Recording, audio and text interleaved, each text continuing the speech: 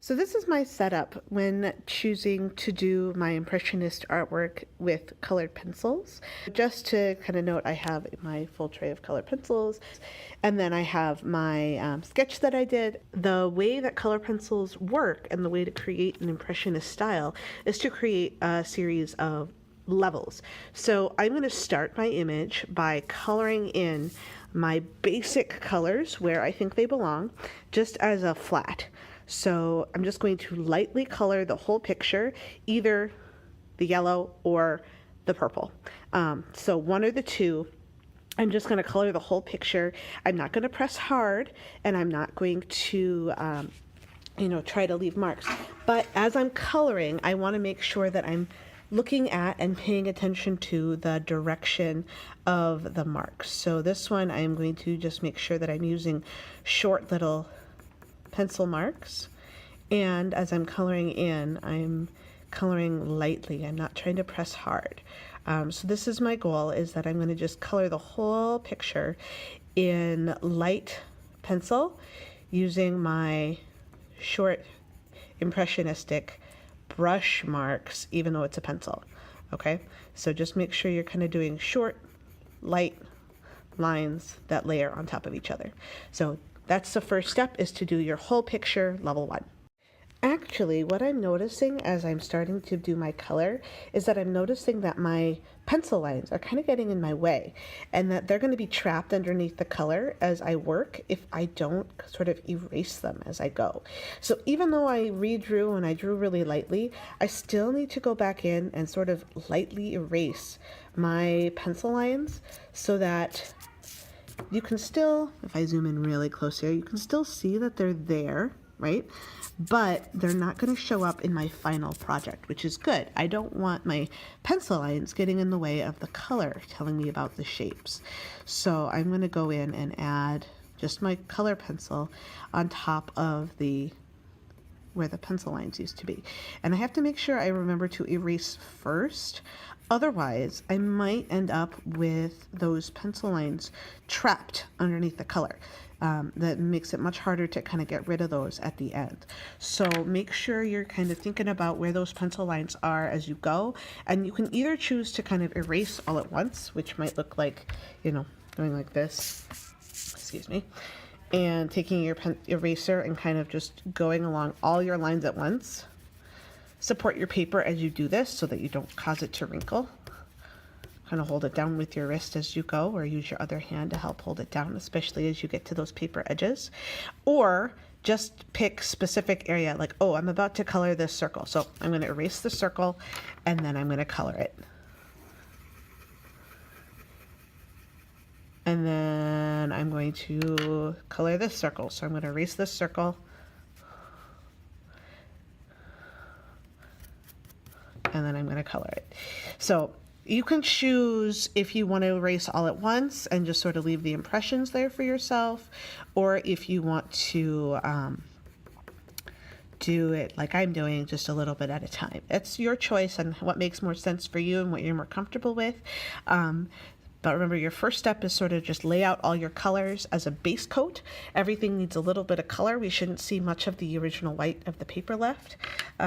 If you're going to have white, you can either add it back in with a white color pencil or think about leaving those spaces. It is a little harder with color pencil to create white. So if there are some white spaces, think about leaving those spaces, but don't have outlines at the edge of them. I don't know if that makes sense. So leave them by not coloring them, but don't have outlines. Okay, I'm going to color the rest of my whole picture, and then we'll come back. So this is where I'm at with a base coat of lightly coloring, trying to keep in mind directions, but I'm not, or hadn't been, too worried so far yet about specifically filling it in well. This is just sort of the base undercoat to kind of get rid of all of the white. Now my job is to take my colors and to kind of go in and start fleshing out the information, paying attention to brush strokes, direction, and other types of information. So like for instance, in my tree here, I just sort of have a base coat of the black. So now I'm going to go in and I'm going to start really fleshing out the wiggliness or the organicness of this tree, cypress tree, that Van Gogh has as sort of his focal point or his point of interest. So I'm not going to make it all 100% black because that is not accurate. If we look over at this one, if I kind of zoom in, you'll see there is some variation in here. But also because even if I did that, it would be really boring to look at. So I want to, even within something that is supposed to be mostly black or mostly big, still have those short brush strokes that create the variation that is so iconic of Impressionist style.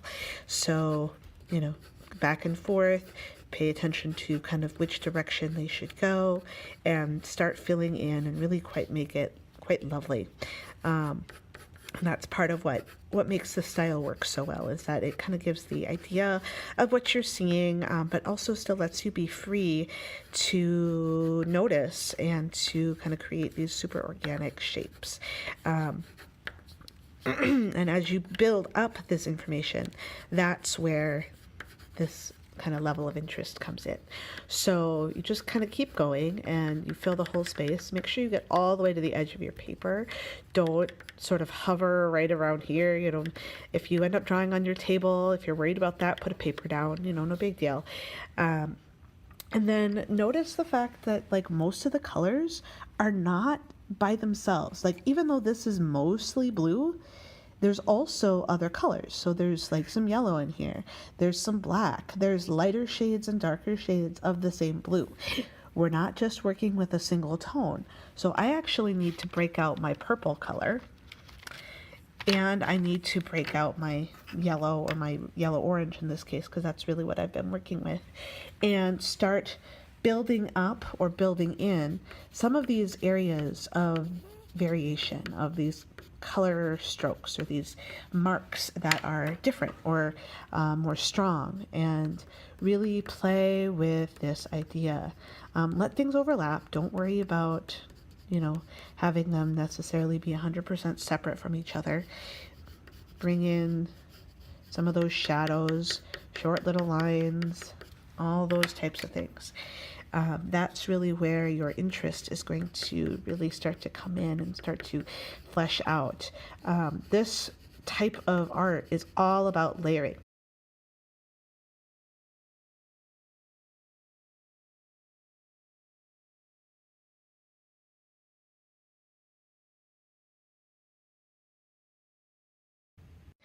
All right, here's my shot of my completed color pencil version of our Impressionist artwork.